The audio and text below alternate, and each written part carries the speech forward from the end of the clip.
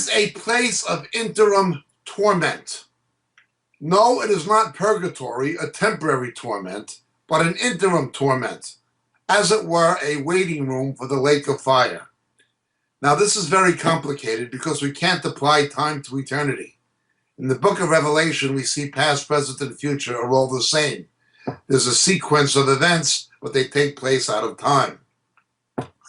Relative to us, however, we can think of what happens to non-believers when they die. Relative to them, they go to hell.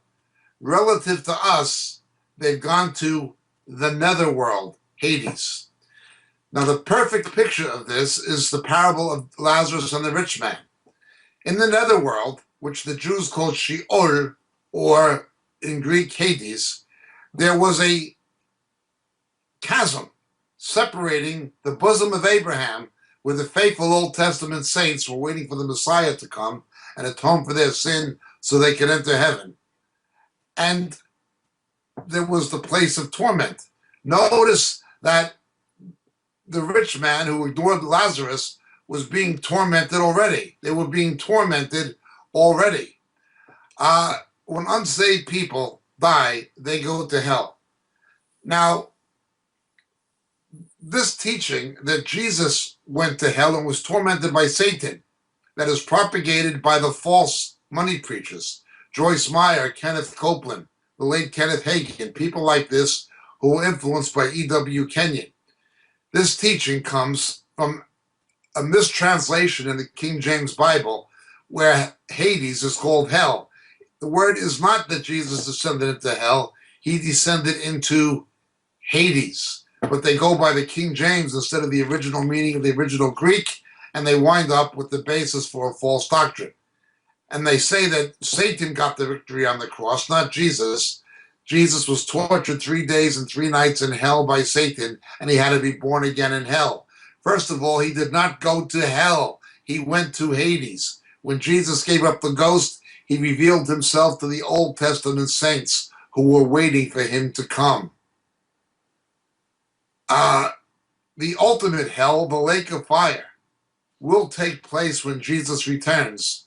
Satan, the Antichrist, and false prophet will be tossed into it. It doesn't even per se exist now relative to us. In eternity, it's a different matter. We can't apply time to eternity. But relative to us, its existence is something that is coming. It is not here yet. Now, again, we can't deal with the issues of eternity, where the Lamb was slain before the foundation of the world, where past events are spoken of in the present tense and future events in the present tense, where past, present, and future are the same. This is another very complicated issue. But understand this. Jesus did not go to hell. He went to Hades, to the netherworld. He was not tortured by Satan. And the cross, he got the victory. He said, "It is finished. Father, into your hands I commend my spirit." Satan did not know that at that point, Jesus atoned for our sin. He thought it was only his own anger and hatred of Jesus causing all of these terrible things to be done to Jesus. He did not know it was God using him as his instrument to judge our sin by putting our sin on his son, who had no sin. That's how Jesus got the victory in his death. But then he got the victory in his resurrection when he rose from the dead, and Satan realized, as it were, he'd been double-crossed by God. Again, this was a gambit. The notion that Jesus went to hell is completely and utterly ridiculous. It is not what the original Greek manuscripts teach.